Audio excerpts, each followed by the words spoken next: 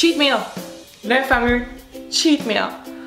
Tout le monde qui a déjà eu recours à un plan alimentaire ou qui est juste comme un peu familier avec le monde de l'entraînement a déjà entendu ce mot-là, le fameux cheat meal. Pour ceux qui sont nouveaux, qui savent pas ce que c'est, cheat meal dans le fond c'est comme un repas triche, si on veut carrément. Donc on a un plan alimentaire à suivre, puis on triche à un certain moment donné à l'occasion.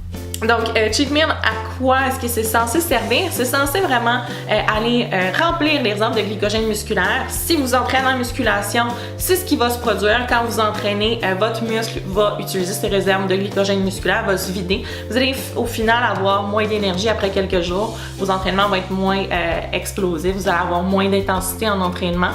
Puis, ce qu'on veut faire, c'est de remplir ces réserves-là de glycogène musculaire. Deuxième chose que ça va nous aider à faire, c'est de booster notre métabolisme en boostant notre production de leptine, qui est une hormone qui va régulariser le rythme métabolique, qui va régulariser...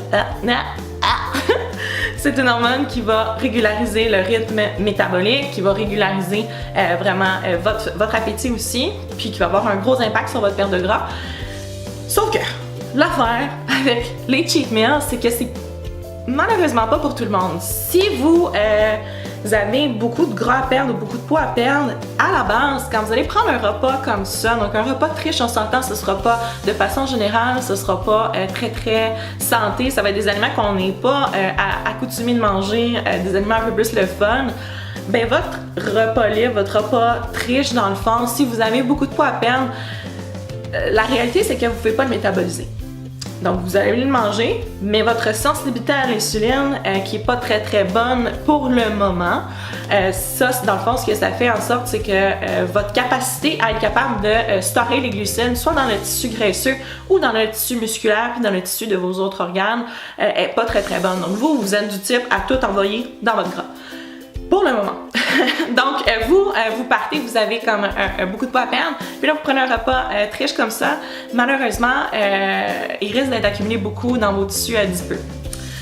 Ce qu'on peut faire à ce moment-là, c'est d'aller prendre un repas libre qui va être un petit peu plus santé, qui va être haut en glucides, mais qui sera pas haut en calories, puis en sucre en tant que tel. Fait que ce serait, mettons, là, si on est habitué de prendre une grillade avec des légumes pour souper, mais on pourrait aller se rajouter, mettons, une patate ou bien une frite de patate douce avec ça. Puis ça pourrait être notre repas recharge, notre repas libre, dans le fond.